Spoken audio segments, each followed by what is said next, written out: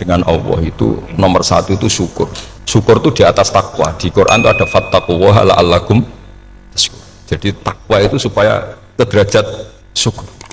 Kalau Nabi membahasakan kalimat thayyibah, yaitu la ilaha illallah Muhammadur Rasulullah, itu kalimat yang otoritas kebenarannya itu absolut, pasti benar bahwa alam raya niki gadah pangeran ingkang asmanipun Allah Subhanahu wa ta'ala. Tapi pengamalan niku, pengamalan la ilaha illallah itu harus ditalkin, diajarkan oleh orang yang spesialis nih, orang yang benar-benar mempunyai maslak. Maslak itu cara sampai kepada Rasulullah Shallallahu Alaihi Wasallam.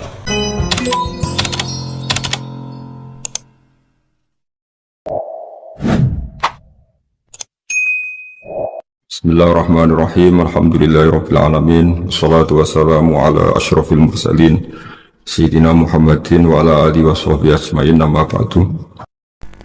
Dengan Allah itu nomor satu itu syukur. Syukur itu di atas takwa. Di Quran itu ada fattaqullaha la'allakum tashkurun. Jadi takwa itu supaya ke derajat syukur. Kalau Nabi membahasakan kalimat thayyibah, yaitu la ilaha illallah Muhammadur Rasulullah, itu kalimat yang otoritas kebenarannya itu absolut, pasti benar bahwa alam raya niki gadah pangeran ingkang asmanipun Allah Subhanahu wa ta'ala. Tapi pengamalan niku, pengamalan la ilaha illallah itu harus ditalkin, diajarkan oleh orang yang spesialis nih, orang yang benar-benar mempunyai maslak. Maslak itu cara sampai kepada Rasulullah Shallallahu Alaihi Wasallam. Kalau tersemut ketika Mbah Mun sering ngendikan ihdinas siratal mustaqim siratal ladzina an'amta 'alaihim. Terus uniknya di surat Fatihah itu, ya Allah tunjukkan kami ke jalan yang benar. Itu bukan sirotoka jalan jenengan, tapi siratal ladzina an'amta 'alaihim. Saya masih ingat betul ketika Mbah Mun ngendikan Allah itu mboten saged ditiru. Wong Allah mboten dahar, mboten ngombe, mboten tidur. Sing saged ditiru niku nggih padha-padha manusa, sehingga disebut ihdinas siratal mustaqim siratal ladzina. Maka dalam disiplin ilmu sanad itu sampai ada kalimat ekstrim, man ta'allama bila syekhin fasyekhuhu setan. Itu tidak main-main ya. Artinya ketika orang lain menuduh dunia kiai katanya terlalu kayak kerajaan kecil, santri tidak pernah ngeritik, itu keliru. Sebetulnya memang aturan ilmu itu diantaranya untuk ilmu agama itu harus pakai apa? Sanad. Ini apa? Ihdinas siratal mustaqim siratal ladzina an'amta 'alaihim. Jadi untuk mengikuti jalan Allah niku harus mengikuti jalannya orang-orang yang telah engkau beri nikmat. Telah itu artinya finish. Finish itu artinya sudah meninggal. Saya masih ingat betul kalimatnya Mbah Mun, kalau kamu mengikuti orang, kalau ingin kebenarannya permanen, yang sudah meninggal. Sepotongan-potongan soleh dadakan ngeten kan nggak meyakinkan. Pas ngaji gayanya kayak wong soleh, enggak mulai kumat meneh, soleh meneh, kumat meneh, itu kan nggak meyakinkan. Istighfar dia nangis, karek nonton dangdut dia nyesal. Terus apa ya, nggak jelas no? Terus gak kasil maksiat dia nyesal, gak kasil taat gitu nyesal. Itu nanti ikut partai wa akharuna atarafu bi dzunubihim khalatu amalan shalihah wa akharuna sayyi'ah. Jadi orang-orang zaman akhir itu nyampur aduk antara kebaikan dan keburukan. Kayak sampean sering sholat saf awal itu ya baik, tapi ya ono sombongi. Maksudnya ono sombongi, kowe iku sapa wani kok ngarep. Maksudnya itu ya ribet kan. Makanya ada wali jadi wali itu karena kalau sholat itu di belakang. Alasannya aku izin mbek pangeran sawane kok ngarep. Jadi ilmu itu macam-macam. Bapak Rian sering dawuh, nak ana wong istiqomah ngimami masjid itu ya apik. Tapi nak keseringan ya perkarane ambisi mau digenti. Jadi istiqomah itu nak keterusan itu ya dadi ambisi. Mulane gak jelas ngimami masjid terus istiqomah apa mau digenti.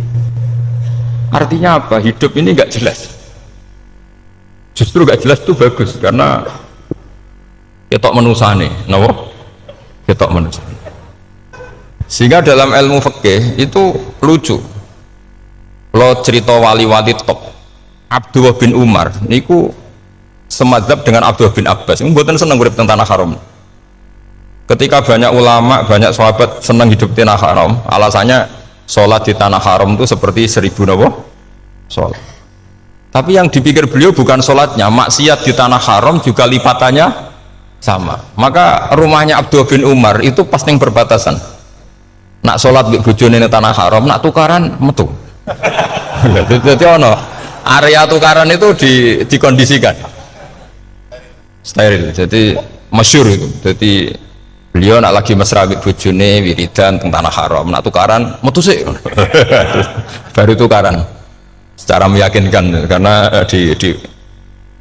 sehingga kita di Indonesia sebenarnya punya sisi yang luar biasa karena kita ada maksiat di tanah haram. Jadi bisa saja kita ini orang keren karena tidak pernah maksiat di tanah haram. Apa nasi ratau kaji ratau umroh tambah keren karena nggak pernah maksiat di. Karena banyak juga orang yang nangis di Masjid Haram jebule ngenes. Kamu naki sing elek bojoku tok. Wong Turki wayu, wong Pakistan wayu. Bareng roh bojone elek wireng pesek. Terus nangis, ya Allah, sakmu naki sing elek kok bojoku tok. Nah, berhubung wayahe haji dikira itu religius, napa? Akhirnya sing wedok gak terima. Sakmu naki ganteng kabeh sing elek kowe tok.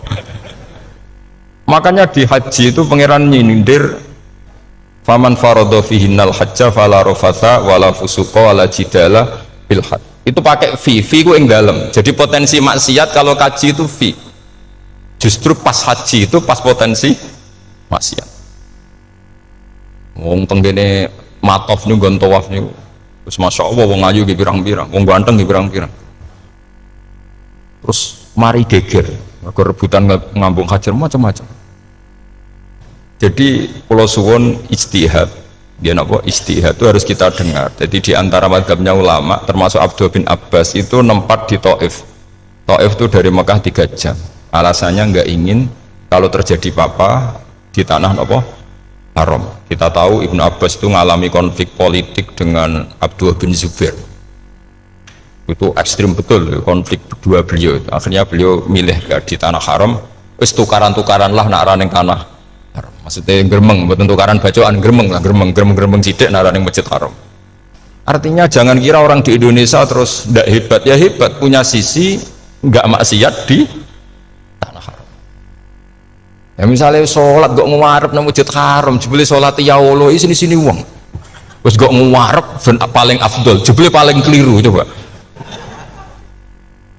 Mulai takbir yo keliru plus udzon. Haji Indonesia nu nak sofa walu niate rada elek.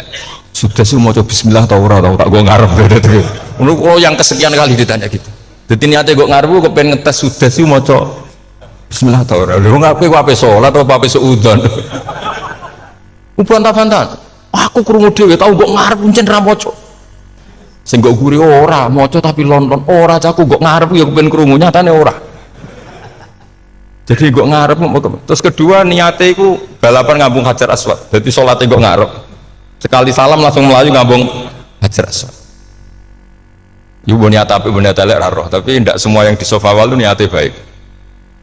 Tapi niat tidak baik itu kadang baik. Itu saking apiane pangeran. Kalau kenangan cerita dari Mbah Mun yang paling saya kenang itu gini. Dulu wono santri nakal. Ya jadi ora dulu tok, saiki luwih akeh. Tapi sawangannya cerita kan kudu dulu karena sejarah itu syaratnya harus diomongkan dulu. Jadi aku rada kecewa mbek sejarah itu dulu ono santri nakal, saiki luwih akeh. Niku kepengen nginceng ninge mergo ning wayu. Niku dhisik jarang ning sepeda motor ngalor ngidul ning pasar Bangilan jarang. Dadi nek kepengen roh iku kudu dadi bakul banyu. Terus bakul banyu karena satu-satunya acara roh wong ayu kudu dadi bakul banyu. Nyamar. Jauh ini ngisine ning jero jeding.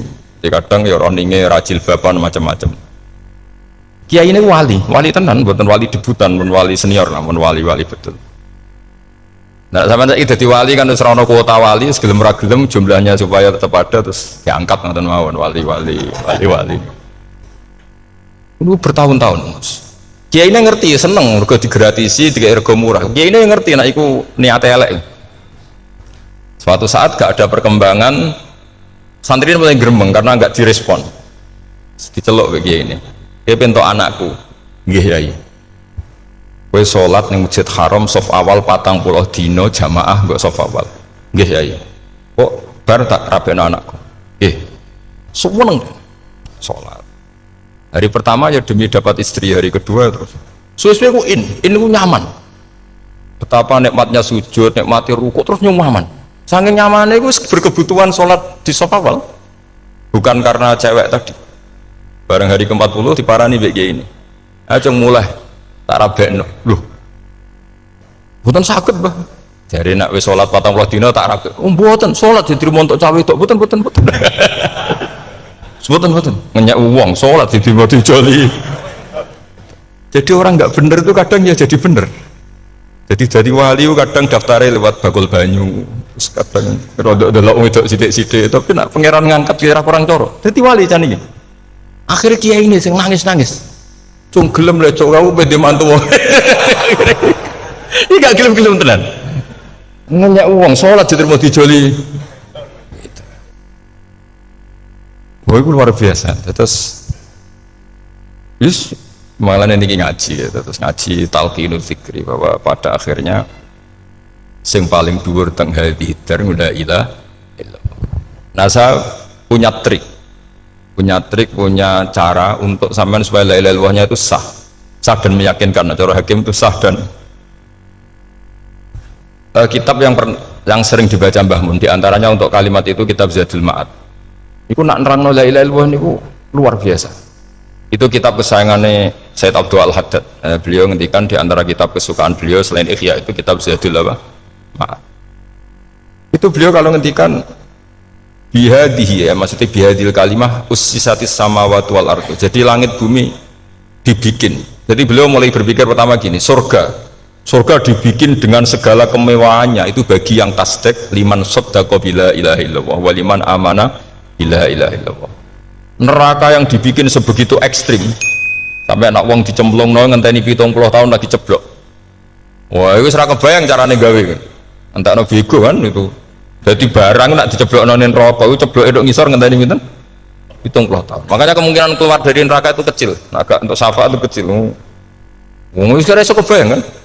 Itu pun diciptakan untuk yang menolak. Jadi surga dibikinnya lihadil kalimah, neraka dibikin juga lihadil kalimah. Jadi hadil kalimah itu mizan, ini ukuran. Yang terima masuk surga, yang menolak masuk neraka. Hisab juga gitu, ada hisab itu ya karena kalimat la ilaha illallah. Orang kafir itu nanti tidak dihisab. Nah, cara Ibnul Qayyim, adosnya nggih ngoten. Ulaikal ladzina kafaru bi ayatina rabbihim wa liqaihi fahabitat a'maluhum fala nuqimu lahum yaumal qiyamati wasna. Ya lucu tuh, masuk Fir'aun dihisab kan sekarang rokok kan, jadi hisab itu nanti itu yang nggak jelas-jelas. Makanya sama hati-hati itu potensi dihisab. Jadi yang jelas itu ada hisab. Masuk kaji Nabi dihisab kan tidak mungkin. Nabi Ibrahim masuk dihisab, Fir'aun masuk karena yang jelas surganya tidak dihisab, yang jelas nerakanya juga nggak dihisab. Dan nak sing pengajian yo teko, dangdutan yo teko lah ini yang ini yang itu. Ya itu hisab itu. Dulu biskop yo bayar, mlebu masjid yo bayar. Gimana ada biskop 10.000, nak ning masjid 2.000. Itu ya hisab itu nanti. Jadi orang kafir yang karuan kafirnya itu istilah Quran fala nuqimu lahum yaumal qiyamati was. Nah, artinya ada hisab juga kalau ukurnya la ilaha illallah. Terus wabihadil kalimah bu isatir rasul. Karena kalimat ini rasul diutus untuk melatih la ilaha illallah. Jadi kalimat ini luar biasa. Tapi setelah jadi tahlil terus yang mau coba ngantuk, terus jumlahnya kakean kan, terus akhirnya gak sakrat. Akhirnya la ilaha dikomentari suwi temen. Pemenang nak sing mimpin tahlil wong tuwek terkenal suwi lagi tahlil dimimpin mbah niki sing mburi mesti sambat wah suwi mesti. itu kriminal kita, itu kesalahan kita. Kalimat yang harusnya jadi tolok ukur surga neraka itu ukurannya kalimat itu, kemudian kita nganggap kalimat itu sebagai kalimat yang apa prop itu aja sampai ya. Makan kalau suwun sing mimpin tahlil aja suwi-suwi lah. La ilaha illallah ping 3 hadir terus bar. Niku semua ijazatnya hanya 3 kali itu kok udah dipirang-pirang itu. Tapi nak la ilaha illallah tolong gak hadir ya tak baleni neh dadi 6. Kok gak hadir? Jebule ping 1000 pun ndak hadir lah, ini yang masalah. Sekolah waca ndak ini supaya sampean ngerti kalimat itu menjadi kualitasnya bagus ndak itu karena cara pandang. Itu tadi kalau sampean mikir surga dibikin semewah itu dengan fasilitas bidadari secantik itu, semuanya kelas A, itu ya bagi yang menerima la ilaha illallah. Neraka dibikin se ekstrim itu juga bagi yang nolak.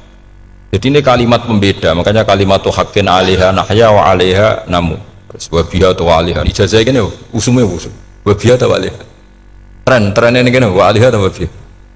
Wa biha apa wa 'alaiha? Enggak yang di sini umumnya. 'Alaiha nahya wa 'alaiha namut. Wa 'alaiha wa biha. Wa 'alaiha wa biha. Oh berarti orang jelas prinsipnya, gak jelas. Gak jelas. Jadi kula suwun Mbah Mun sepuh-sepuh niku fi akhiri hayati nu sering maos talqinu dzikri. Karena memang beliau ingin di akhir hayatnya juga kita semua nanti di akhir hayatnya semuanya min ahli la ilaha illallah Muhammadur Rasul. Dan itu dimulai dari sesuatu yang sangat-sangat ilmiah.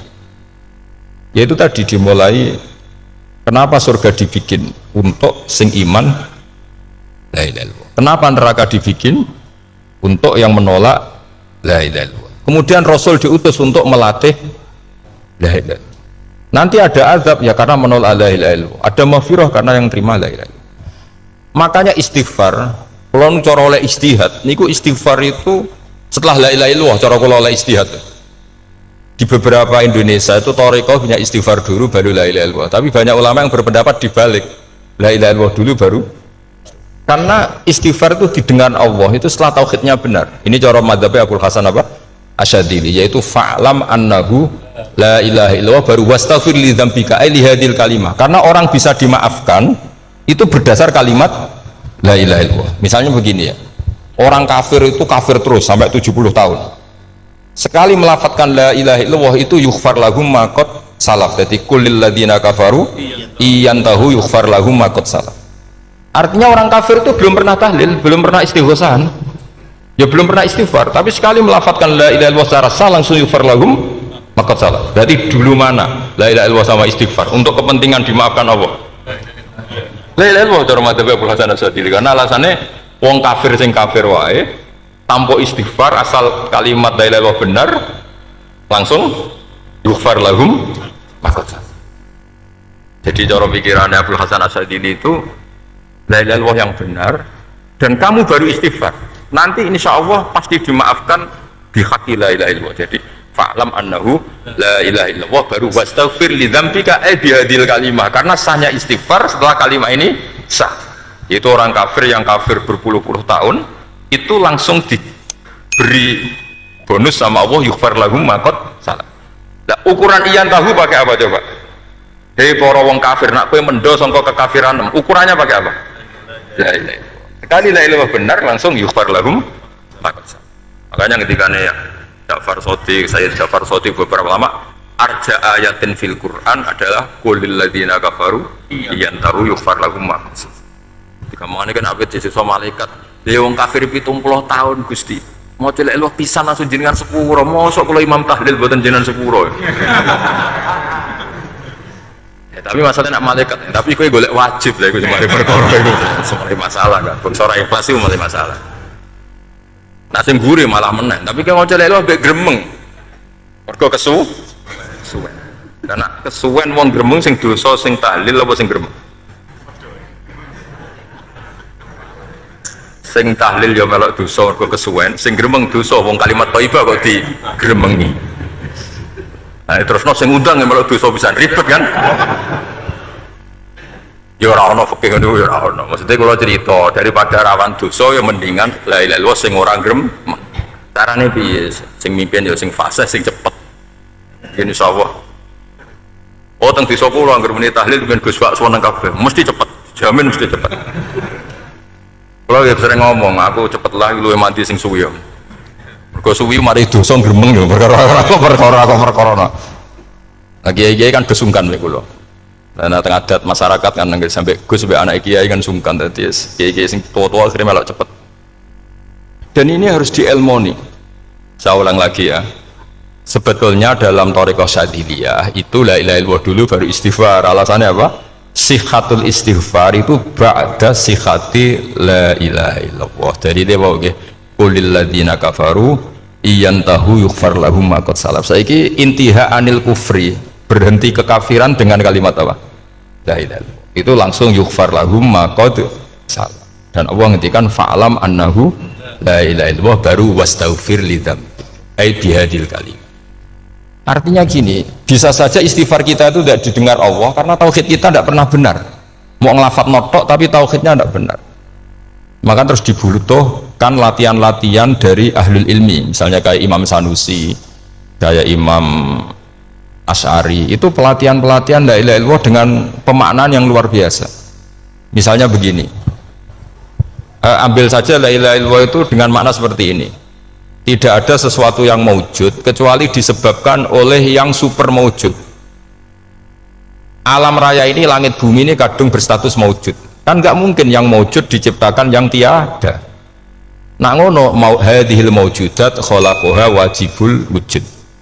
Lah wajibul wujud ini yang bernama Allah Subhanahu wa ta'ala. Maka kualitas Anda iman tuh lebih tinggi.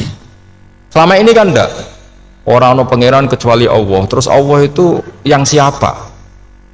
Ya Allah yang siapa itu harus kamu berani mensifati. Allah belum pernah menceritakan dirinya di Quran kecuali beliau dia mensifati zatnya. Saya adalah sing khalaqas samawati wal ardh misalnya. Saya adalah zat yang begini. Karena itu dengan cara itu bisa dikenali. Ya, dengan cara itu bisa dikenali. Makanya Allah itu harus kita kenali, yaitu lewat ma'rifatullah. Ibadah tertinggi adalah ma'rifatullah. Ya caranya ma'rifat tadi dimulai.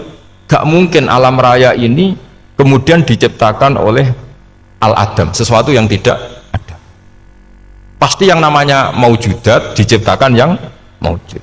Karena maujud ini maujud pencipta harus super. Nah, super itu bahasa Arabnya wajibul wujud. Karena pencipta harus awal. Gak mungkin Fir'aun itu Tuhan lahirnya di bumi, berarti dulu buminya ketimbang Fir'aunnya. Tuhan-Tuhan yang lain juga begitu, masa dulu buminya ketimbang Tuhannya. Makanya Allah pasti Tuhan betul karena bersifat awal, bersifat qadim. Nah, kalau kamu mulai latihan gitu, iman kamu itu bil bayyinah. Dan syaratnya iman yang benar adalah bil bayyinah. Bayyinah itu jelas welo-welo. Makanya semua nabi memaklumatkan diri, qul inni ala bayyinatim mir rabbi. Lam yakunil ladzina kafaru min ahlil kitab wal musyrikin munfakina hatta ta'tiyahumul bayyinah. Jadi kamu harus punya otoritatif kebenaran sing sampai welo-welo itu layak balu syak wal irtiyab, sudah agak bisa ragu lagi. Nah, saya khawatir kalau kita sudah tidak ngaji seperti ini, la ilaha illallah itu mau rutinitas. Pemenang nak kasiat ribet mana ya? Nak diwaca 1000 kasiat ini, nak diwaca 2000 kasiat, wah itu ngawur lagi. Saya itu kemarin ketemu banyak orang pintar lah di Jogja. Itu saya cerita, mereka tanya saya, Gus kenapa engkau jarang berdoa? Saya bilang saya itu sering berdoa, cuma mungkin Anda tidak tahu kata saya. Doa itu syaratnya harus setelah sihatil iman, imannya itu benar. Dulu ketika Gerwani itu kampanye komunis itu gitu, anak-anak kecil disuruh memejamkan mata, ayo kamu minta permen sama Tuhan. Ternyata nggak dapat permen, suruh memejamkan mata lagi, coba minta sama bu guru, terus dikasih apa? Permen. Oh, berarti yang ada bu guru bukan Tuhan. Artinya apa? Kalau umat Islam ini Islam ini kamu jual dengan doa, kemudian doa dipakai tolok ukur Islam bener apa enggak, habis kamu.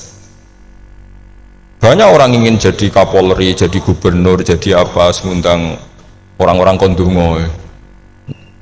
Terus nyongoni akeh gak mandi, mesti dihujat ya.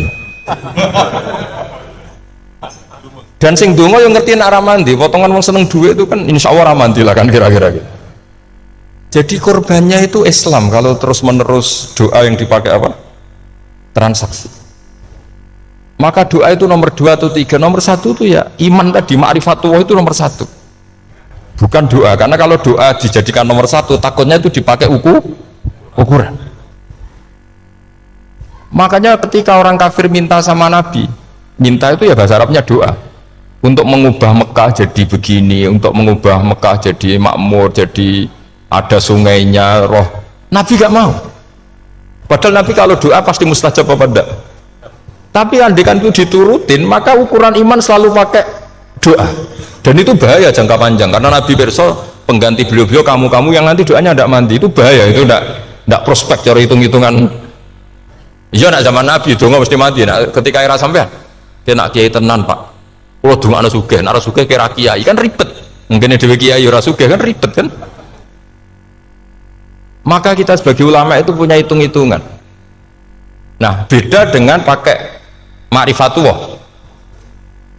Misalnya begini, ini contoh paling gampang. Orang kafir itu dulu mengukur kebenaran Muhammad, mereka tentu manggilnya Muhammad. Muhammad, kalau kamu mengklaim bahwa orang mati bisa hidup lagi, coba mbah-mbah kamu yang sudah mati bangunkan. Kalau bisa berarti kamu benar, kalau ndak ya ndak. Pertanyaannya itu yang fa'tu bi abaina in kuntum shodiqin. Pertanyaannya, ngukur kebenaran dengan cara itu yang bikin standar siapa? Nah, Nabi itu sempat terdesak karena itu dipakai ukuran.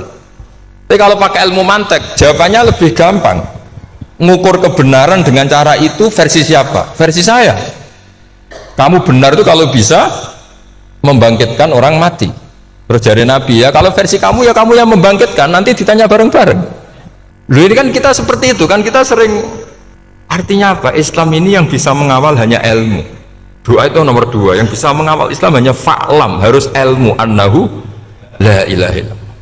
Ketika orang kafir lo tanya, Muhammad kalau kamu Rasul betul, fasayyir jibala Makkah, jibalu Makkah kamu jalankan kemudian jadi emas. Dan orang-orang yang mati bangkitkan, kemudian kita tanya, adinuka hakun amla, agamamu benar apa enggak? Nabi andikan minta kira-kira dituruti Allah apa enggak? Pasti dituruti. Tapi masalahnya, masa menunggu itu? Masa Allah menjadi Tuhan nunggu itu? Allah selalu Tuhan baik orang percaya atau tidak. Makanya Allah tidak mau nuruti, karena itu jadi problem jangka panjang. Iya, kalau Nabi mustajab doanya, terus era umatnya seperti ini, sing kiai ini bedino dalek ele mesti mandi dongane. Gue sasing tirakat lah, gue mesti mandi dongane. Nak bab donga niku wis padha wae lah.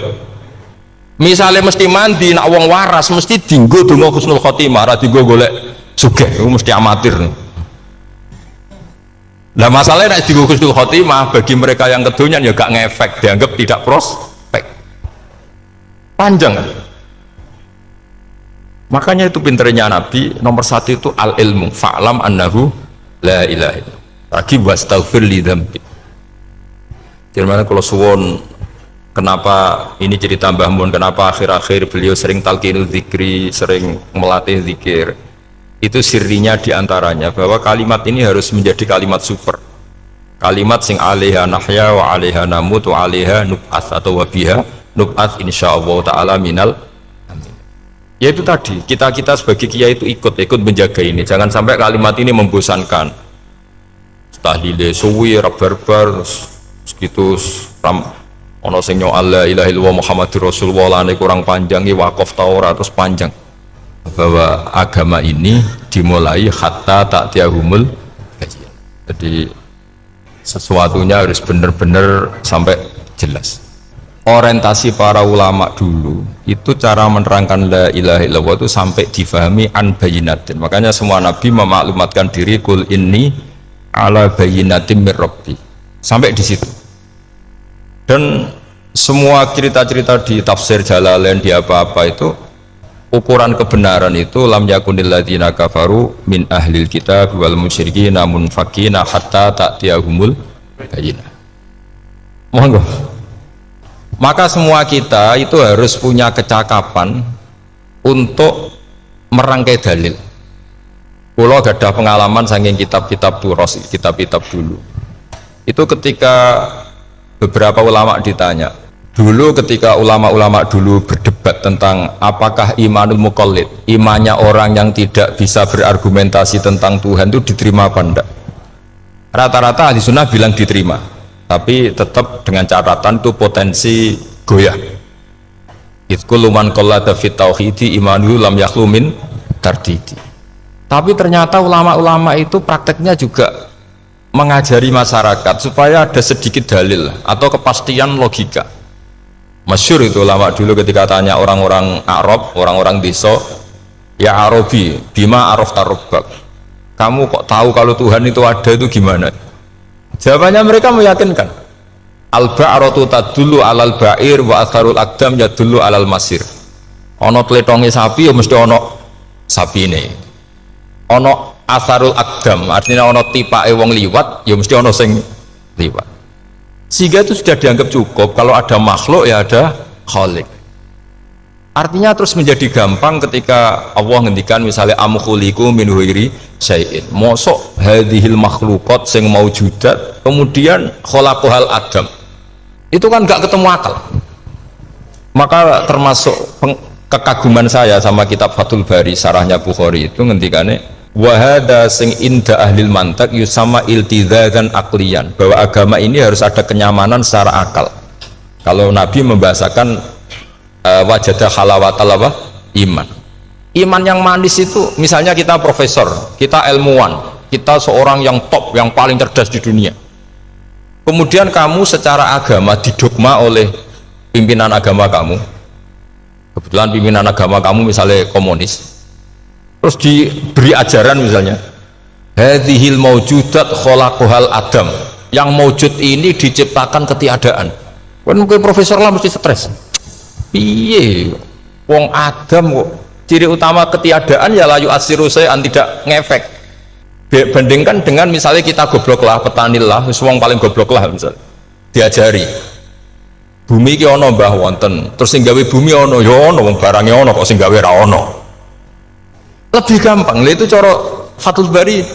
Hadaddin itu mudah sekali, sahlah qoriba. Kalau dalam baca Said Abdul Haddad itu hadil kalimah sahlah qoriba.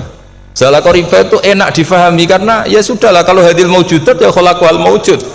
Berhubung maujud ini maujud khaliq ya wajibul wujud, kira-kira maujud super lah atau kausa prima atau apa.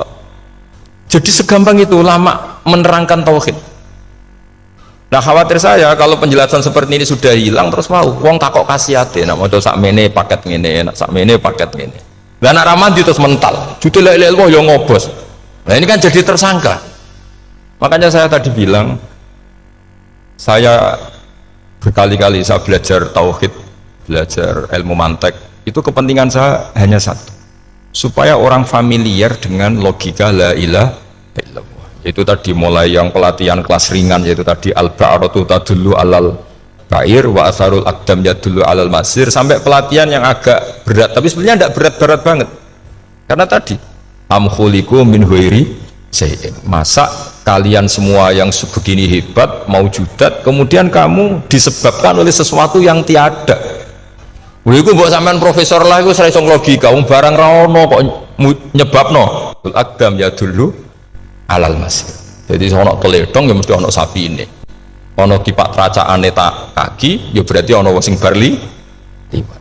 Artinya hadil alam ini atharun min athari qudratul. Kula suwun kula wau mun maca sanad talqinu dzikri dari Mbah Mun, dan saya berharap kita ini saling menopang. Makanya saya Gus Zofur itu sering belajar mantek sampai belajar usul fikih, karena nggak bisa kita tanpa ditopang ilmu-ilmu seperti itu, tidak bisa, karena banyak khurafat, banyak syubhat. Termasuk penumpang paling gampang adalah Anda berislam secara senang, secara ceria, supaya tidak kepikiran nyuwun sewu pindah agama atau pindah ke yang macam-macam. Makanya diantara rumusnya Islam itu raditu billahi robba. Raditu itu puas, sampai cari di kamus, ridho itu puas, marem. Ojo mbok maca di pangeran Allah pah-pah. Makanya kalau berharap jenengan jangan sering berdoa, nanti gampang kecewa. Karena potensi tidak mandinya lebih tinggi gitu loh. Jadi pokoknya seneng pangeran. Pangeran ku sapa sing gawe langit bumi, sing ngekek oksigen ora usah bayar. Sing aku elek lah yo payu rabi. Nyifati pangeran sing wis terjadi lho. Ora usah bayangno. Wah aku jaluk jadi bupati yo ora jaluk suke ribet. Lho kula kecelok wong alim mboten nate nyifat donga teman-teman. Sing wis kliwate. Ngaku yo narukan nyatane payu rabi. Umume wong di mobil kaya di mobil. Umume wong bingung ya sering melok bingung. Sudah sebetulnya. Lho kok sampean ora top piye coba? Wong melarat sekolah ya ora tamat, yo tetep oleh menghirup napa oksigen. Presiden seneng jadi presiden, kowe ngopi untuk utangan ya wis semeneng. Semula ra diusir bojo ya wis semeneng. Sebenarnya seneng itu gampang. Mbok yo nyifati pangeran sing wis gampang-gampang lah kayak di Quran itu nyifati Allah itu soal alhamdulillah alladzi atamani wa saqoni aku semelarat lah nyatane kelar mangan. Ya sudah yang gampang-gampang. Lah sampean ndak kakian donga pun sugih. Kula bolak-balik cerita kula nanti dolani wong elek.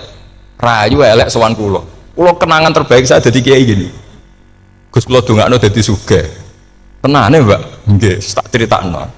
Nak bojomu iku sugih. Sing pertama ditoto apa? Omah Gus ya, omah ditoto. Suwe-suwe mobil ditoto Alphard. Terakhir sing dievaluasi ku sampeyan.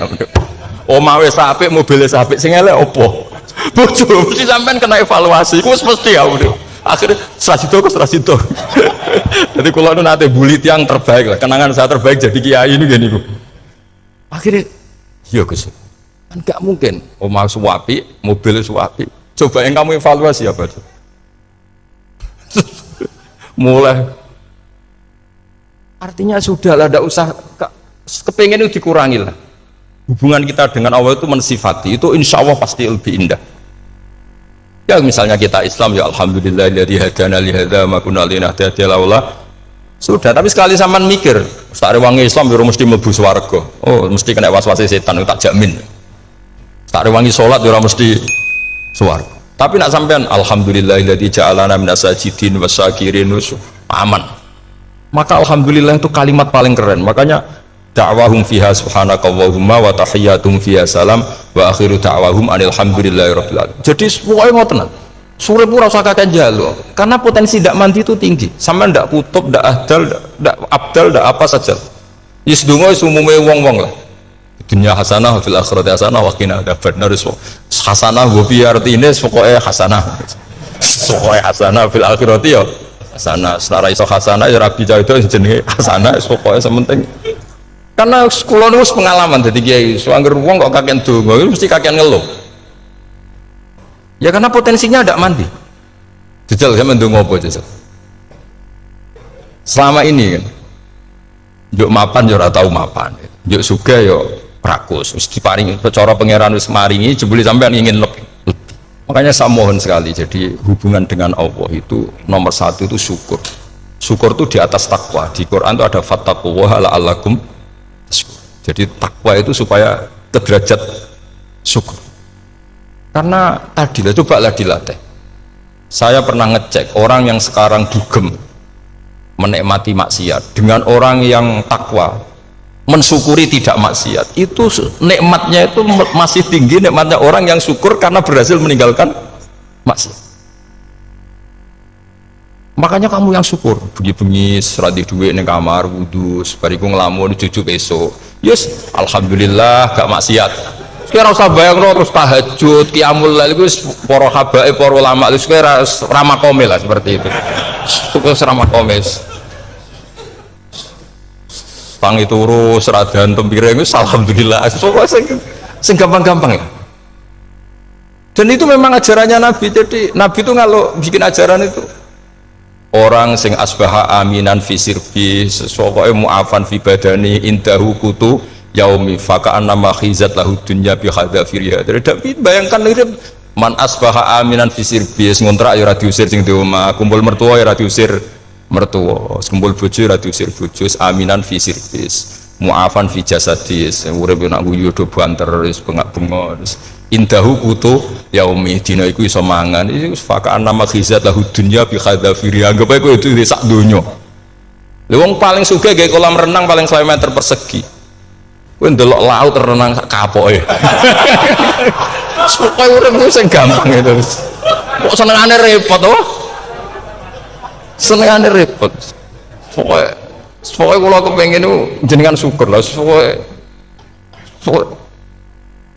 lho gimana ini pokoknya ini kampanye syukur lah. Pokoknya karena tadi coba yang biasa dungo-dungo itu dikurangi lah. Syukurnya dulu yang lho sampean tak arani doa yang mandi itu dimulai apa? Asana Allah. Tinggi mana doa dengan syukur? Syukur. Nabi itu kalau berdoa itu nyifati Allah panjang sekali. Alhamdulillah ya hamdan katsiran terus wa hamdan wa fi ni'amahu wa yukafi mazida ya rabbana lakal hamdu kama yanbaghi jalal wajhika azim sultanik la nuksi sana'an alika anta kama athnata ala nafsik antal muqaddim wa antal muakhir wus panjang sampean kan gak muqaddimah suwidi dongane sing tuh wis gak dia 13 wis. Kalau kan sering mau ikhya itu kalau muji pangeran itu sampai lupa Imam Ghazali saking panjangnya.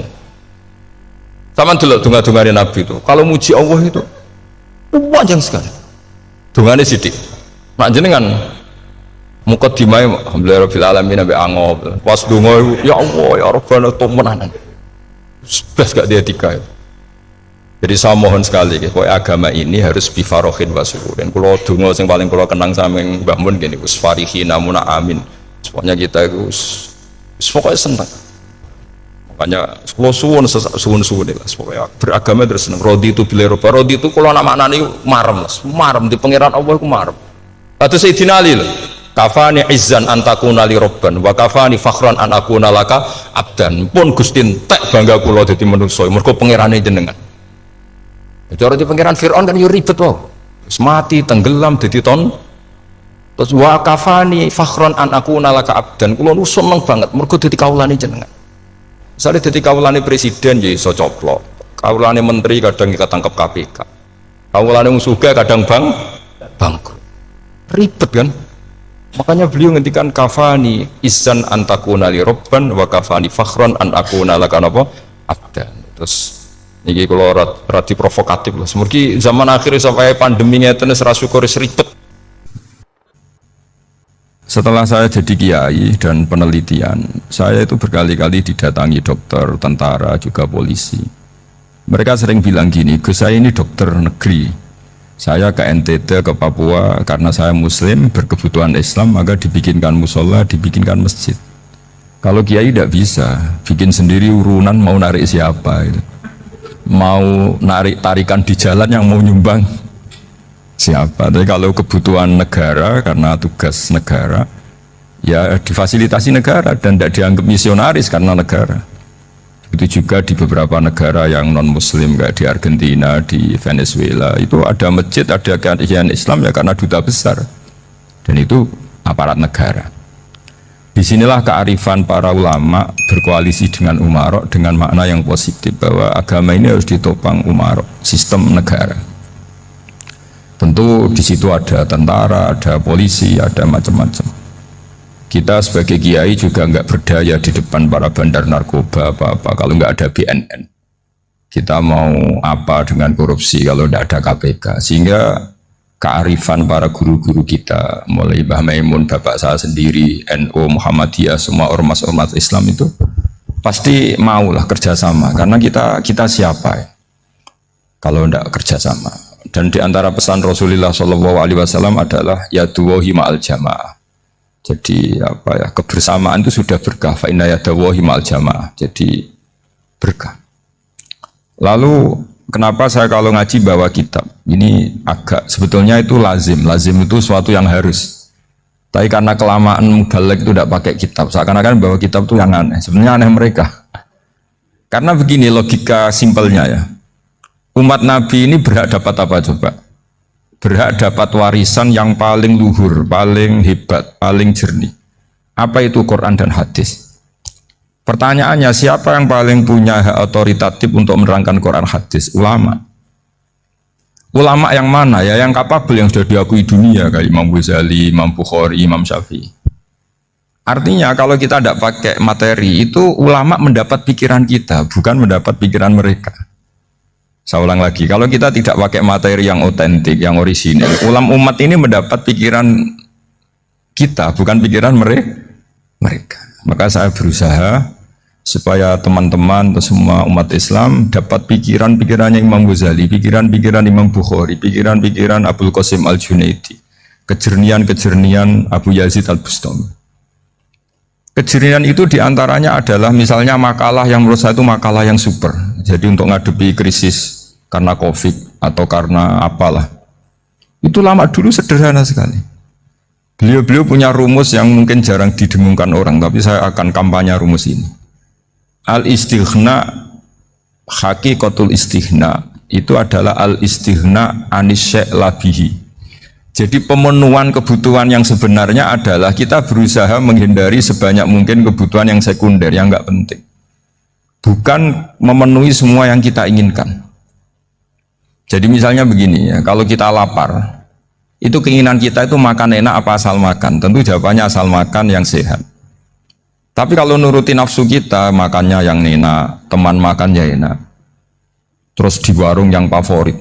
Ini kan satu kebodohan. Kenapa untuk makan saja butuh definisi sekian banyak? Yang kita harus kecewa, warung favoritnya bisa sudah tutup, atau kita ke sana harus macet, ribet. Yang benar-benar arif dan bijaksana itu adalah al-istighna an-nisya. Sesuatu yang tidak mendesak itu jangan jadikan kebutuhan.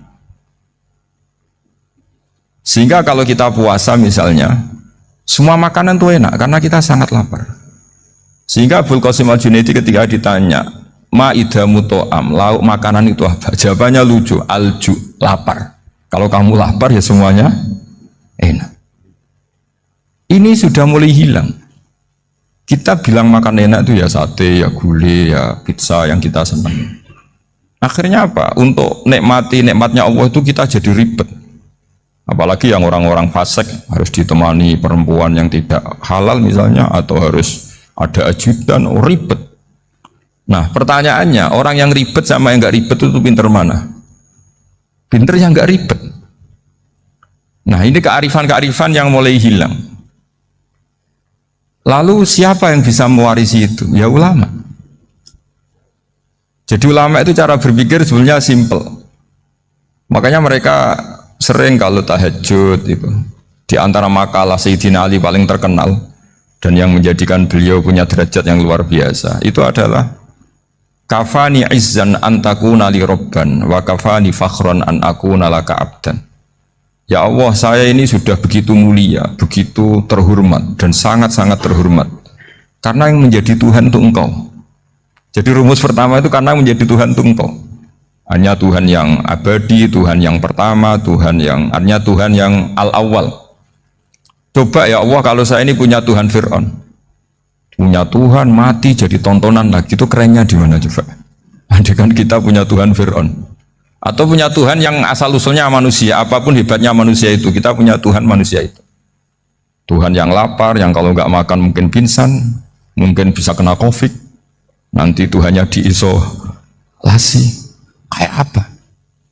Makanya ketika Tuhan Allah, ya Allah menyindir ketuhanan selain Allah itu, Allah hanya menyindir dengan kalimat sederhana, karena yakulani to'am, yang kamu tuhankan itu masih makan. Artinya kalau nggak makan ya lemes. Jadi lama-lama ada orang gini, alhamdulillah tadi Tuhan mampir ke saya, kelihatannya lapar, setelah tak kasih makan sehat lagi. Susah nggak punya Tuhan yang seperti itu. Beda dengan Tuhan kita, Tuhan yang nggak butuh makan, nggak butuh minum, al-qayyum, zat yang berdiri sendiri tanpa butuh yang lain, al-awwal. Sebelum ada langit bumi sudah ada Tuhan kita yaitu Allah. Bandingkan dengan Tuhan-Tuhan yang dipertuhan yang lain, yang adanya setelah bumi, misalnya Fir'aun dan sebagainya. Sehingga Sayyidina Ali pertama jadi kebanggaan apa? Kafani izzan antakuna li robban. Saya ini keren betul, karena punya Tuhan yaitu Engkau. Tuhan yang lahul asma'ul husna, Tuhan yang semuanya punya kebaikan, punya keabadian, punya keagungan.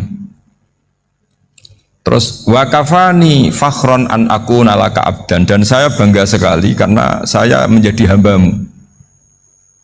Kalau saya jadi hambanya Pak Rektor ribet kan, sudah tak hormati ternyata nanti tidak rektor, ya kan ribet kan. Terus pokoknya ribet, jadi budaknya manusia itu ribet. Makanya ada seorang wali datang ke temannya yang jadi presiden atau jadi raja, datang ke situ karena tidak punya uang, mau minta uang karena temannya raja. Setelah sampai sana ternyata temannya ini karena orang soleh pas berdoa, ya Allah saya minta ini, minta ini, minta ini. Terus si wali tadi pulang. Kenapa kamu pulang? Ternyata dia sama, masih minta-minta kayak saya. Jadi sederhana dia. Sama-sama minta kamu, minta zat yang kamu mintain katanya. Jadi dulu itu orang itu sebegitu dekat dengan Allah.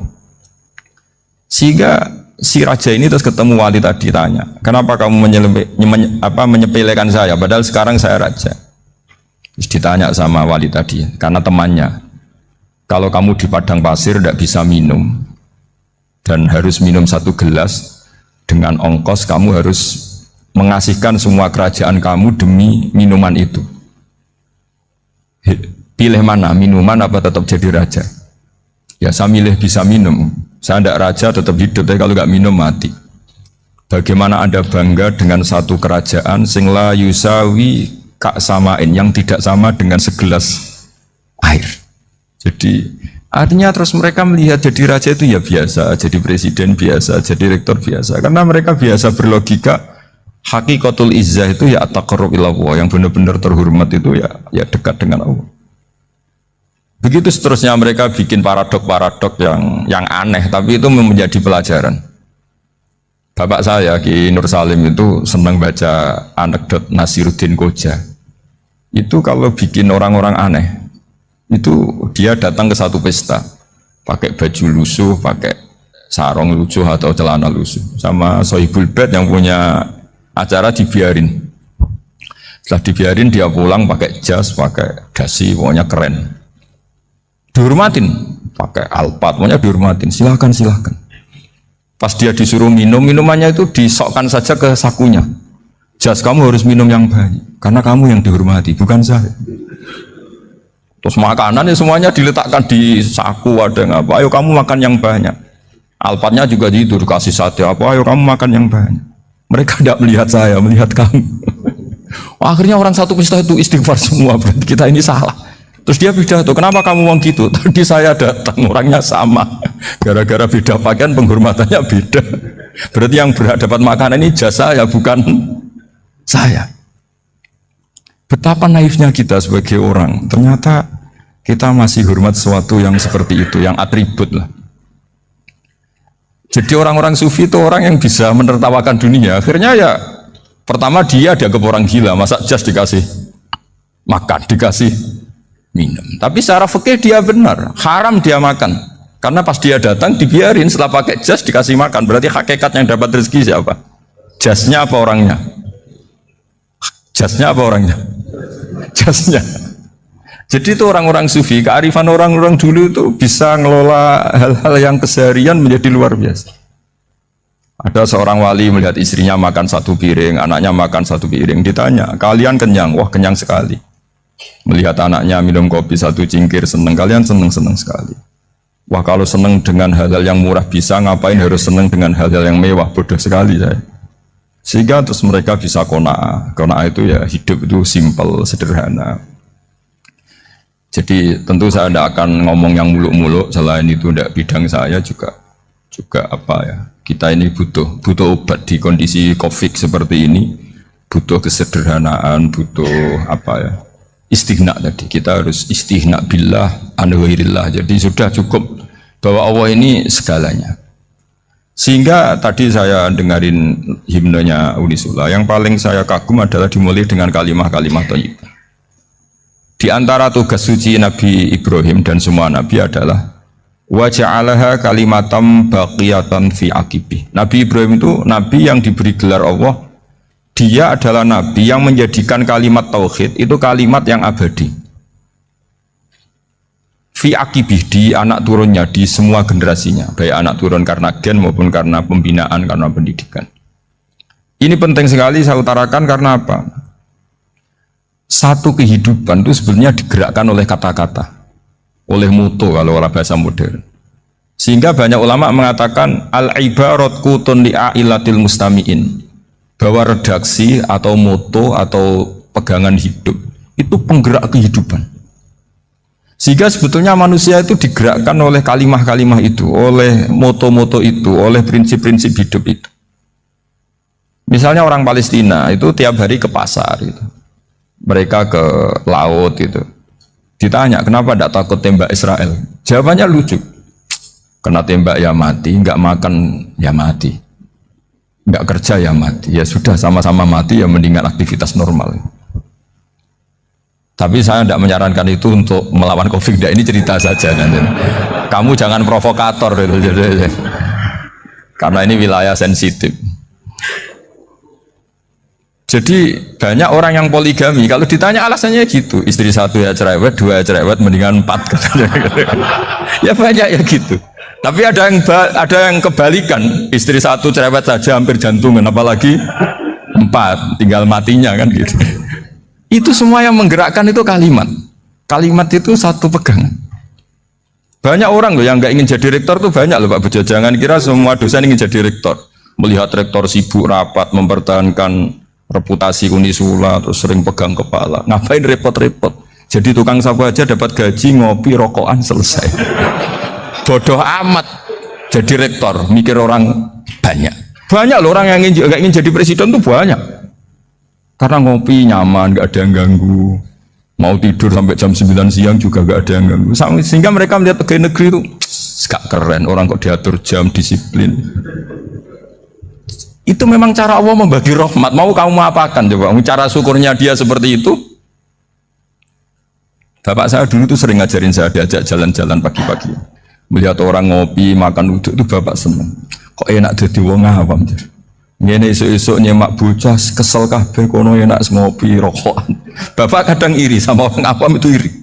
Sudah gitu berharap masuk surga kan enak sudah gitu. Tahu-tahu mati, tidak tahu ke surga apa ke neraka ya tidak tahu. Jadi nah, orang dulu itu orang yang bisa mensederhanakan dunia. Sehingga ya sudah cara bahagia. Makanya saya alhamdulillah saya ini kerja sama UII sama beberapa kampus. Memang amdan itu sengaja. Kampus itu ya punya sistem yang nggak bisa mewakili sistem kiai. Kiai juga punya sistem yang nggak terwakili oleh kampus, juga sebaliknya saling melengkapi. Saya sering ketemu rektor UII, rektor kampus-kampus Islam. Mereka cerita, Gus pendidikan pondok harusnya dimodernkan gini-gini. Saya bilang, kalau pondok modern kayak kampus itu nanti saya ketemu Allah tidak bisa jawab.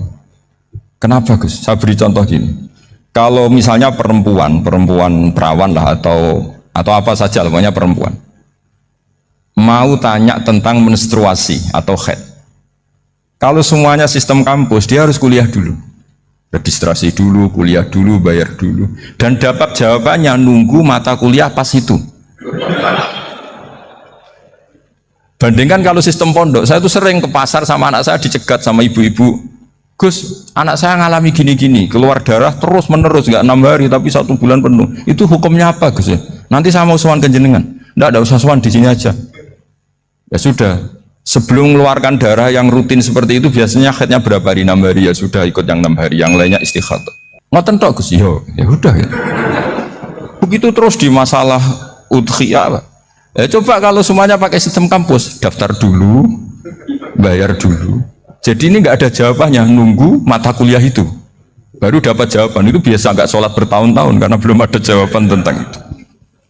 Nah itu kalau misalnya orang mati, tahunya cara apa memulasara jenazah itu nunggu kuliah dulu, pas mata pelajaran itu dulu, baru menangani orang mati. Berarti orang mati itu tergeledak semua. Tapi kalau kiai kan enggak, kesini orang mati terbakar, kalau dimandiin malah badannya copot-copot, itu gimana hukumnya? Ini ada orang mati Gus Kendat, ini disolati apa enggak? Ada orang mati apa itu oplosan ya, itu disolati enggak? So sering ditanya gitu. Gak usah registrasi Pak Rektor, gak usah registrasi, gak usah daftar, gak usah seminar. Makanya kalau orang kampus wani kiai itu ya kualat tenan gitu, karena ini yang on time. Tapi pondok seperti saya ya ikrar seikrar-ikrarnya pentingnya kampus karena melatih efisiensi waktu, disiplin, tata kelola manajemen sehingga kita hormat. Tapi tadi kita harus saling melengkapi sehingga saya tunjukkan ke publik bahwa saya hormat sekali sama polisi, sama tentara. Coba kita bisa apa ngadepi bandar narkoba kalau tidak polisi? Bisa apa coba menjaga NKRI kalau nggak tentara? Begitu juga, ya sudahlah kita memang fa'inayadawahi ma'al jamaah, kita berkah itu kalau bersama-sama, tidak bisa kita sendiri. Nah lalu orang kayak saya itu ya beberapa kali sebetulnya saya itu ditawanin jadi dokter honoris causa apa. Kekhawatiran saya satu Pak Bejo, takut pas nggak punya uang, itu dokter gak di duit kan gak pantas gitu. Jadi repot gitu, daripada beban lah sudah lah, nggak usah dokter. Jadi kalau nggak punya uang ya pantas, terus kalau ngebis ya pantas. Suatu saat kalau mati nggak ada yang hadir ya pantas, nggak dokter gitu. Kalau sudah dokter kok masuk neraka, dokter kok masuk neraka, kayaknya apalagi rektor kampus Islam kok masuk neraka itu kan kok kayak nggak pas itu. Misalnya rektor Unisula ditanya mungkin nakir, nggak bisa kan kayak gimana gitu. Makanya harus sering ngaji saya supaya nggak malu di depan Munkar Nakir. Masa rektor ditanya Munkar Nakir enggak bisa. Harus berani bentak. Ini saya rektor loh Pak Munkar Nakir. Masa kalau wali-wali dulu berani. Masyhur di cerita wali-wali ditanya marabbuka menabiuka. Saya ini guru tauhid. Kok kamu tanya marabbuka menabiuka yang ngotok. Kok kamu tidak pernah ngaji enak aja tanya.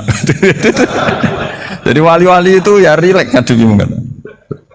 Saya yakin rileks wali di Bang Pak Rektor. Saya yakin itu. Karena wali itu lebih dekat Allah. Sehingga orang dulu itu saya ulang lagi ya. Ada satu kearifan namanya hidup itu apa? Hidup itu adalah cari sebanyak mungkin supaya hidup itu tidak tergantung pada banyak hal. Sehingga misalnya cara berpikir orang-orang modern itu sebenarnya banyak orang-orang ilmuwannya nggak ngagumi Amerika, bukan karena angkuh ndak. Untuk mempertahankan kebesaran negara sebesar itu, kebutuhan listriknya besar, kebutuhan tentaranya besar, kebutuhan apa. Sementara negara kayak Venezuela atau Swiss kebutuhannya ada banyak. Pertanyaannya, yang tergantung dengan banyak hal sama yang tidak tergantung banyak hal itu pinter mana? Kalau dibalik pertanyaannya gitu, negara-negara maju itu tidak keren kalau dibalik pertanyaannya. Orang yang untuk mempertahankan eksistensinya banyak, butuh banyak hal, dengan yang tidak butuh banyak hal, itu pinter mana? Orang yang bahagianya nunggu jadi dokter, nunggu jadi kiai besar, kiai viral, dengan orang yang bahagia cukup dengan ngopi, itu pinter mana? Tapi kalau dibalik pertanyaannya, orang yang tahunya nikmat hanya kopi, dengan nikmat yang banyak, pinter mana? Makanya Mbah Mun itu kalau guyon itu lucu. Aku ikut saake ambek desa sing mlebu swarga. Saya dulu eskal mlebu swarga kok disakeni. Akhirnya beliau memberi penjelasan. Wong desa iku roe pakanan enak, iku mau kopi mbek uduk. Lah swarga iku mau nuruti sing dikarepno. Akhirnya semua mangan, ngopi, nguduk, ngopi, ora roh pakanan liyane iku ora roh. Nasi mandi yo ora roh, pizza yo ora roh apa-apa. Terus saya bilang, wah lah niku nak nganti selera tentang wanita cantik, iku juga sederhana. Rodok pesek ya wis cantik, rodok ireng ya wis. Apa bidadarinya seperti itu? Karena saking enggak pengalamannya. Jadi surga itu kan nuruti apa yang diinginkan. Kira-kira keinginan orang kampung kalau di surga itu apa coba? Makanan apa coba? Ya, nggak senengnya ketemel gemblong itu. Artinya malaikat lebih suka nangani surganya orang-orang kampung di Bang Pak Rektor. Ini sudah ribet ini. Makanan apa saja sudah dicoba ya. Terus kalau di mall tahu orang macam-macam, seleranya macam-macam pasti. Enak mana kalau sampean jadi malaikat pelayan surga? Suka ngelayani orang kampung apa yang orang kota? Orang kampung kan? Jadi ya itu guyon ya, guyon tapi itu menjadi pikiran kita bahwa orang yang banyak kebutuhan itu sebetulnya banyak kebodohannya karena menggantungkan kebahagiaannya dengan banyak hal. Makanya Imam Syafi'i ngendikan istighna itu apa? Al istighna anisya'i, yang dikatakan kecukupan adalah berusaha sebanyak mungkin banyak hal tidak kamu butuhkan, bukan memenuhi semua kebutuhan kamu, karena nafsu kamu ini tidak ada batasnya gitu. Kalau kamu penuhin nggak akan selesai. Itu ada perempuan yang kurang cantik itu minta doa saya, Gus doain suami saya kaya, terus tak guyonin, terus nggak minta. Kalau suami kamu kaya, yang pertama dirubah itu apa? Rumah, Gus, supaya rumah saya bagus. Kedua apa? Mobil, supaya mobil saya bagus. Nanti yang dievaluasi itu kamu. Mobil bagus, Alphard, rumah mewah, istrinya kamu, pasti itu dievaluasi. Langsung nggak usah sudah gini aja kan. Jadi pertama yang dievaluasi itu kaya itu, coba kalau suami kaya itu yang dievaluasi pertama rumah ya, rumah ganti, setelah itu apa? Mobil. Kira-kira berikutnya akhirnya harus bagus, nggak jadi. Nabi Ibrahim itu pernah minta umur panjang, keren umur panjang. Sama Allah nggak dijawab. Datang orang tua gitu mertamu ke Nabi Ibrahim, terus disuguhi dikasih kurma. Apa itu? Kok kurma apa? Anggur yang sudah matang sekali, sudah dimakan. Setelah dimakan meler keluar lagi, dimakan lagi meler lagi. Terus Nabi Ibrahim masuk lagi ke kamar. Ya Allah, doanya tak cancel. Nanti kalau saya tua kayak itu. Jadi Allah itu nggak jawab langsung tapi ngirimkan itu. Akhirnya ya Allah nggak jadi. Nanti takut itu. Saya pernah ngalami jadi kiai tadi ada ibu-ibu ya kurang ya nggak pati cantik lah. Suaminya itu miskin sekali. Minta doa saya supaya kaya. Bareng tak kasih pertimbangan itu udah nggak usah nggak jadi. Jadi itu kearifan. Tapi kearifan ini harus kita tanamkan. Saya nggak bisa membayangkan Indonesia yang besar ini. Andai kan tidak ada qanaah. Nerimo ing pantum. Coba sekarang ada COVID. Andai kan Indonesia tuh kayak Prancis. Saya beberapa kali punya tamu orang yang hidup lama di Prancis, bahkan dapat istri orang Prancis. Itu dulu nggak begitu mencintai Indonesia. Tapi setelah di Prancis 2 tahun, wah Indonesia hebat. Di Prancis itu kata dia kalau cerita, semua kebutuhan masyarakat itu dibebankan ke negara. Apa saja minta negara, apa saja nyoal negara. Sementara Indonesia, coba kalau Indonesia mengalami seperti ini kok tidak ada konaan rimo ing pantum, bisa kios Indonesia. Orang miskin nyalahkan negara, kelaparan nyalahkan negara, apa saja. Tapi barokahnya dididik kiai, jogeman nyalahno wong liya. Surip pun rombok ing pandum, diame. Sampai gak ngerti kalau Covid. Banyak tuh orang-orang kampung itu, orang lugu-lugu. Mbah niki saking Covid, salam ning Covid, muga-muga umure panjang. Dikira Covid itu nama orang yang ahli sosial itu. Mbah niki dana saking Covid. Matur nuwun sampai no salamku, muga-muga umur panjang. Bingung kan yang nganterin ini. Ini gimana yang mau menjelaskan? Memang nggak paham. Ribet kan. Tapi saya pastikan bahwa dengan keadaan seperti ini kita bahagia, kita stabil, itu jelas barokahnya kalimat tadi, moto tadi atau pegangan hidup tadi. Makanya disebut al-ibarat qutun li ailatil mustami'in, bahwa redaksi atau kata-kata atau pegangan atau filosofi hidup apalah namanya itu adalah penyemangat. Karena kata-kata ini memang luar biasa. Ketika sahabat perang demi kebenaran, zaman itu ya pasti benar karena yang dibela Nabi. Dulu itu kan enak zaman Nabi, yang dibela mesti benarnya, musuhnya mesti salahnya. Sehingga dulu itu memang harus tegas. Kalau sekarang mau tegas gimana? Yang kamu bela tidak mesti benar, musuhnya tidak mesti salah. Ribet kan kalau misalnya saya tukaran sama Pak Rektor, kamu mau bela mana kan bingung. Saya tidak mesti benar, saya tidak Nabi. Pak Rektor apalagi nggak mesti benar lagi kan? Ribet kan? Jadi kalau kita mau perang sekarang itu mau pede gimana? Enggak. Makanya banyak ulama sekarang tuh mau tegas tuh nggak berani karena ya banyak hal yang abu-abu lah wilayahnya. Misalnya pilihan presiden, atau pilihan bupati, pilihan menteri. Kamu mati-matian bela itu, yang kamu bela tidak mesti benar, musuh kamu tidak mesti salah. Misalnya pilihan bupati, wah ini kabupaten ini baik kalau bupatinya ini, yang satu bilang ini, terus tim suksesnya kamu tanya, kamu yakin? Ya tidak juga. Lah kenapa semangat? Kan saya botohnya, paling alasannya ya itu aja, bukan yang lain. Beda dengan zaman Nabi, nabinya mesti benar, Abu Jahalnya mesti salah. Kan enak aturan mainnya jelas. Singkat cerita dalam perang itu banyak sahabat yang mengalami luka, mengalami apa gitu. Kemudian curhat lah ke Nabi, ya Nabi gara-gara derekkan jenengan, ngikuti jenengan saya harus ngalami seperti ini. Ngiranya orang itu diapresiasi sama Allah keluarnya. Ternyata sama Allah nggak diapresiasi. Malah diturunkan ayat intakunu ta'lamuna fa innahum ya'lamuna kama ta'lamun wa tarjuna minallah malah yarjun. Kalau kamu sakit karena perang, orang-orang kafir itu ya sakit. Itu saja berani padahal demi kekafiran. Wa tarjuna minallah malah yarjun. Padahal kamu punya nilai lebih yaitu berharap kepada Allah yang mereka tidak punya. Saya jadi kiai itu ya kadang mangkel. Karena yang benci ya benci, yang seneng itu ngel-ngel loh kayak Pak Bejo. Jadi semuanya ribet. Nah iya, yang benci ya ganggu, yang seneng ya ganggu, tambah nemen. Seribet.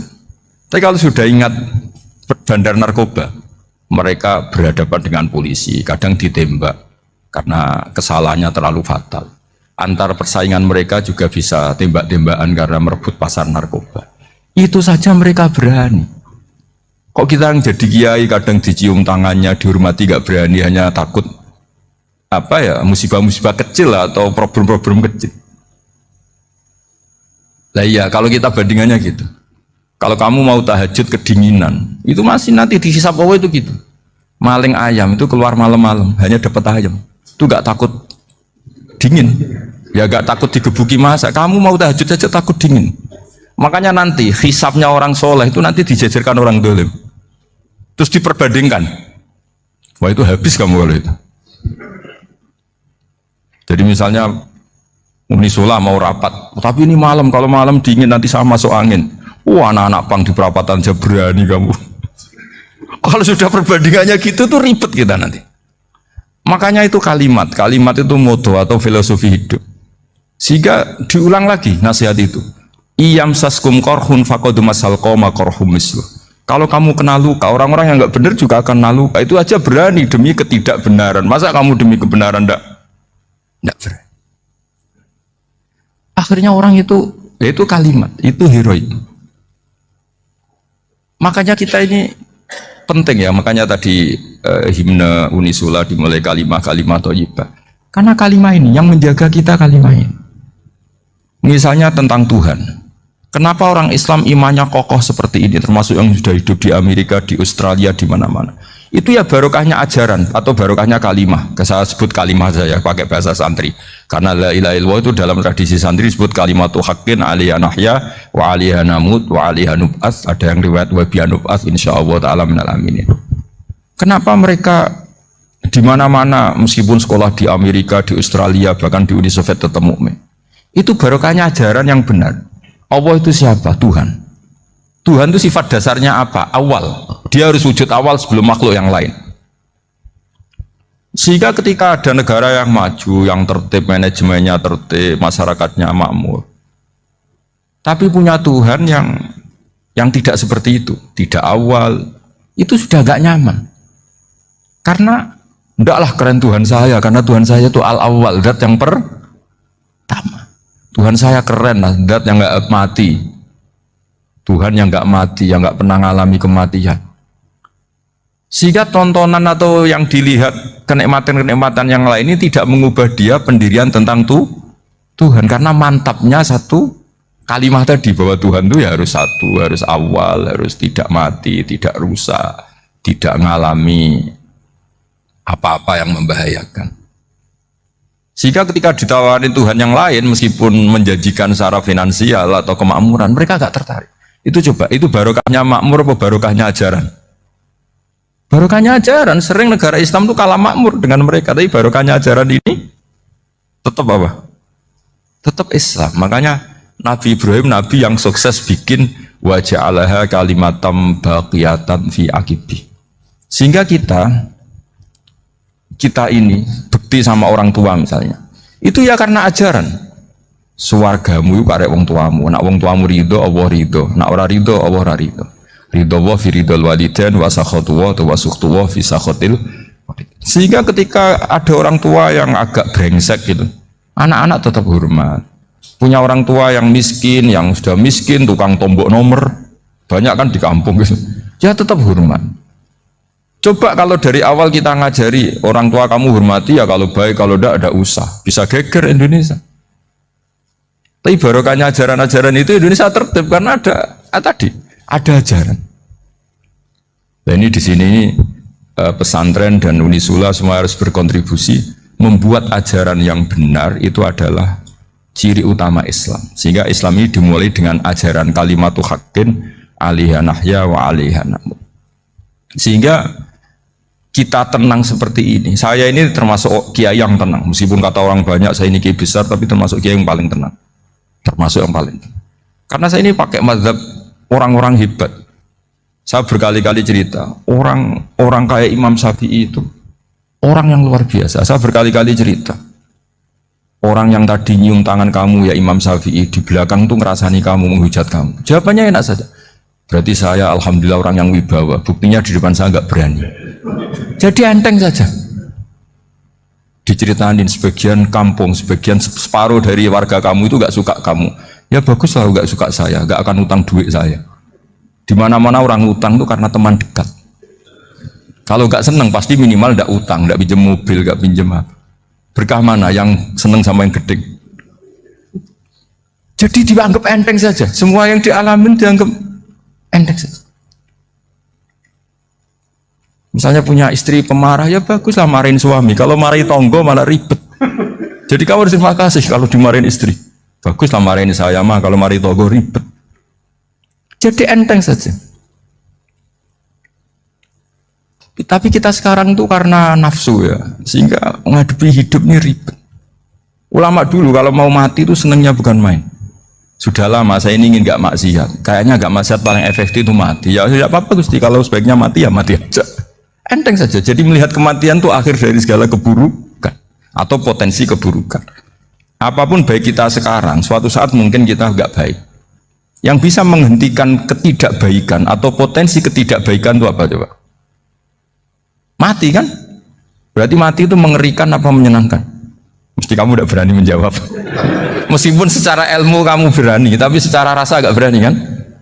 Saya ulang lagi ya, yang bisa menghentikan keburukan atau potensi keburukan itu apa coba? Apa?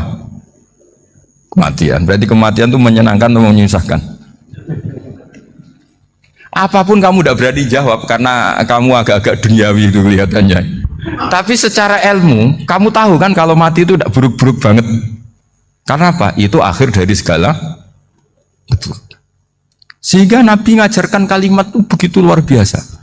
Allahumma ahyini maka natil hayatu khairan li wa tawaffani maka natil wafatu khairan li. Nabi melihat dunia itu begitu indah. Ya Allah, kalau saya ini hidup, anggap saja hidup ini ziyadatan li fi kulli khairin, menjadi modal saya menambah segala kebaikan.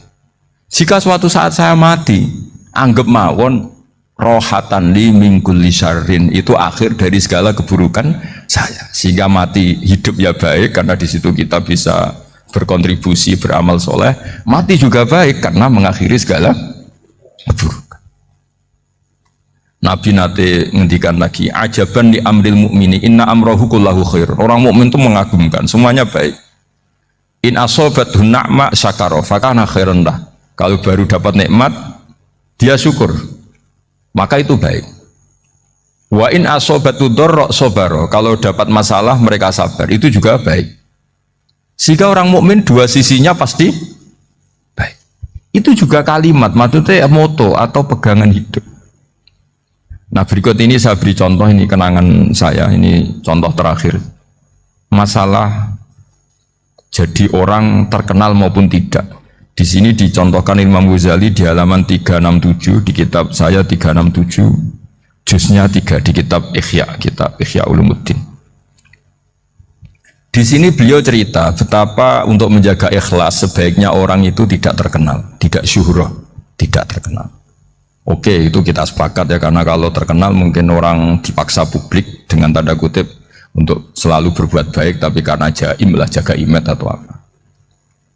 Tapi ketika dibalik pertanyaannya, kamu rela yang terkenal itu orang nggak benar, sementara yang orang benar itu nggak terkenal.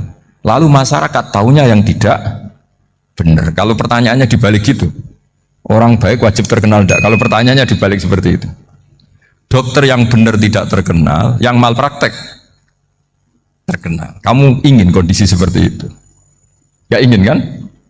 Kampus yang bagus nggak terkenal, kampus yang bagus nggak terkenal, yang nggak bagus. Nah, artinya apa? Gara-gara olah kata, olah pikiran, ini logika jadi rubah. Lagi-lagi apa? Jawaban itu ada di kata-kata sebetulnya. Makanya bab-bab seperti ini tidak usahlah kita berdebat, berpolemik. Sebaiknya orang itu humul, menutup diri, apa sebaiknya orang terkenal, itu nggak perlu seperti itu.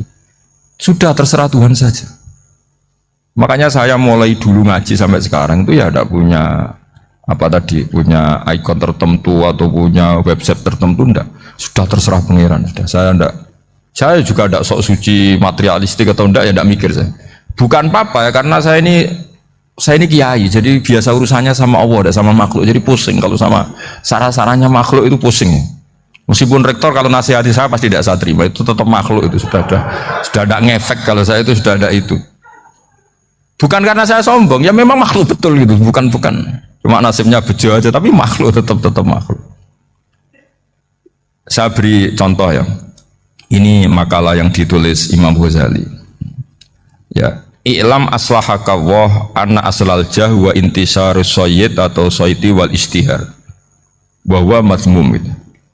Balil mahmudu al-khumulu illa man saharahu wa ta'ala li nasri dini min ghairi takallufi talabi syuhrati minhu. Jadi kalau kamu ingin ibadah kamu selamat ya kamu jangan terkenal. Tapi resikonya adalah kalau kebaikan itu tidak terkenal maka agak dikenali. Kalau agak dikenali berarti masyarakat hanya punya percontohan yang tidak baik karena yang baik tidak terkenal. Jadi itulah ulama-ulama dulu. Jadi apa-apa itu dibanding-bandingkan. Kemudian nanti kelihatan jawabannya itu kelihatan. Jadi ulama dulu itu biasa ngarang misalnya afatun nikah, sisi negatifnya nikah. Harus hormat istri, harus macam-macam, kalau terlantar itu ya dosa. Seperti tadi Pak Marsudi cerita, kalau orang ngapalkan Quran itu takut lupa, kalau lupa itu jadi dosa. Pertanyaannya, kalau semua orang takut lupa, takut dosa, semua orang nggak hafal Quran karena potongan-potongan lupa. Cara berpikir tidak seperti itu. Kalau berpikir ya namanya hafalan ya inginnya hafal, kan nggak ingin lupa. Lah nanti kalau takdirnya lupa karena hal-hal yang dimaklumi oleh syariat itu nggak yang termasuk dosa. Yang dosa itu lupa tak diwiri udhrin syar'iyyin, lupa yang tidak ada sebab yang apa? Syar'i. Tapi lupa bawaan EQ-nya tidak bagus. Lupa bawaan sering dibentak. Oh itu nggak masalah karena bawaannya orang tertekan itu ya lupa. Coba kamu hafal Quran, terus punya kredit jatuh tempo, pas hari itu aku yakin nggak cerdas sudah. Itu bawaannya orang tertekan tuh pasti lupa. Jadi ya saya teruskan ya. Jadi terus ada makalah yang sangat bagus sekali tentang itu. Saya baca ya. Wa yadullu ala dzalika anna Allah azza wa jalla amaral anbiya'a bi idharil amali lil iktida wa khassahum bi mansibin nubuwah. Wa la yajuzu ayyudhanna bihim annahum khurrimu afdhalal amalen. Jadi orang yang terlalu mendewa-dewakan khumul itu menutup diri. Oke, itu baik karena dengan khumul, dengan menutup diri Anda tidak riya, Anda tidak pamer. Tapi kata Imam Ghazali, kamu juga harus ingat di antara syaratnya Nabi itu harus mengumumkan kalau beliau itu seorang Nabi, harus memaklumatkan kalau beliau seorang Nabi supaya bisa diikuti. Caranya sholat harus diumumkan sehingga Nabi itu mengatakan harus jamaah. Karena dengan cara jamaah itu bisa solu kama ra'aitumuni usolli. Coba kalau Nabi sholatnya nggak diperlihatkan, kamu harus sholat yang benar. Caranya gimana ya Rasulullah? Itu rahasia. Bingung nggak kira-kira? Bingung nggak? Ya misalnya amal rahasia selalu lebih baik. Terus ada pertanyaan, Nabi ngendikan kamu sholat yang benar, caranya gimana Nabi? Ya itu rahasia. Terus gimana coba? Tapi Nabi ngendikan apa? Shollu kama ra'aitumuni usolli. Ya sudah, kamu sholat niru saya sholat. Berarti Nabi sholatnya diperlihatkan apa disembunyikan? Diperlihatkan. Jadi begitu juga saya berkali-kali bilang, orang tahu kalau itu bidan ya berdasar tulisan itu bidan. Tahu kalau itu dokter gigi ya itu dokter gigi. Jangan sampai gara-gara tidak ada tulisan mau beli alat bangunan di dokter gigi, mau periksa gigi di toko bangunan. Gara-gara apa? Nggak ada maklumat. Nah, di sini ulama-ulama selalu memaklumatkan dirinya. Termasuk Imam Ghazali ketika ngarang kitab dinamai Ihya Ulumuddin, bahwa kitab ini bisa menghidupkan ilmu-ilmu agama yang mulai hilang. Begitu seterusnya. Jadi ini ngaji ya, jadi orang itu harus ngerti, jadi jangan nuruti emosi sendiri atau logika sendiri bahwa saya suka humul, ya monggo, agama Islam menyediakan sarana itu. Uzlah itu ya punya sisi kebaikannya sendiri. Tapi syuhrah terkenal asal tidak nuruti nafsu juga punya sisi kebaikannya sendiri. Setidaknya umat ini punya satu master kebaikan yang mudah diakses. Tapi tadi saya ulang lagi, jangan karena hadun nafsi, jangan karena kepentingan pribadi. Makanya di sini disebutkan wa yadullu ala dzalika ay ala syuhrah anna wa ta'ala amarul anbiya bi idharil amal lil iktida. Allah selalu memerintahkan para nabi kalau ngamal kebaikan ya harus dimunculkan supaya bisa ditiru. Yaitu tadi kita tidak bisa bayangkan kan kalau misalnya Nabi menyuruh kamu harus sholat yang benar, kemudian sholatnya Nabi sembunyi.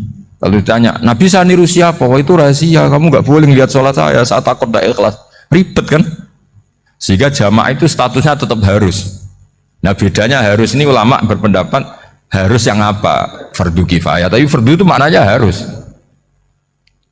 Tapi bukan berarti kalau nggak jamaah sholatnya nggak sah, nggak. Tapi statusnya jamaah itu tetap apa? Harus. Nah barokahnya harus ini orang yang baru sholat, sholatnya langsung benar karena ada yang diikutin. Coba kalau mantan dukun baru sholat terus sholat sendiri, itu mesti mirip mantra itu. Karena dia tidak ada master percontohannya. Tapi barokahnya ada master, orang paling bodoh pun kalau sholat ya benar, karena standar ada komandonya, ada imamnya. Sehingga Imam Ahmad malah berpikir keras, syarat sahnya sholat itu harus jamaah. Cara pikirannya Imam Ahmad keras sekali beliau. Sehingga kalau orang sholat sendiri, kok ada orang lain yang maunya berjamaah harus bayar, orang itu harus bayar demi sahnya sholat. Itu madhabnya Imam Ahmad. Tapi kalau madhab Syafi'i hanya mengatakan itu fardu kifayah, yang kalau satu komunitas gak mau melakukan semuanya apa? Dosa. Ya jadi ini sebelum sesi ringan tanya jawab, hanya 2 saja tanyanya, nggak boleh banyak-banyak, nanti nggak pulang-pulang saya. Jadi tak baca lagi biar dapat berkahnya Imam Ghazali. Wa qala qaumun asirru afdalu minal alaniyati. Terus kata sebagian ulama al alaniyah itu afdal minasirri. Terus diperbandingkan baik yang mana amal dipertontonkan sama ndak. Terus kata Imam Ghazali, kalau orang itu bisa jaga tidak riya, maka sebaiknya dipertontonkan karena kebaikan harus yang muncul, bukan yang tidak baik yang muncul. Makanya ketika memaklumatkan diri sebagai ingin jadi generasi khairah ummah, itu kalau diterjemah itu kan wow, khairah ummah, umat terbaik. Itu kan kayak agak angkuh. Tapi nggak apa-apa, itu nggak apa-apa. Masa kita kampanye siap degradasi moral kan ya lucu kan, masa jualan gitu kan ya lucu. Kita memang ingin mengkhidmati ummah, berbakti dengan umat, membantu supaya jadi generasi khairun ummah. Tidak apa-apa dimaklumatkan supaya dengan itu umat punya sarana. Oh kalau ingin jadi khairun ummah kuliah di sini, jangan lalu enggak itu. Ya sama kita dokter, maklumatkan saja dokter gigi, dokter kandungan, dokter bedah. Sehingga orang kalau mau bedah ya jangan ke dokter kandungan. Jadi barokahnya maklumat ya. Jadi saya mohon sekali ini, saya sendiri sebetulnya orang yang nggak siap terkenal sebetulnya, tapi ya sudah terserah Allah saja. Kalau itu cara Allah menyebar kebaikan, ya monggo. Pokoknya kita tawakal saja sama Allah Subhanahu wa Ta'ala. Assalamualaikum warahmatullahi wabarakatuh.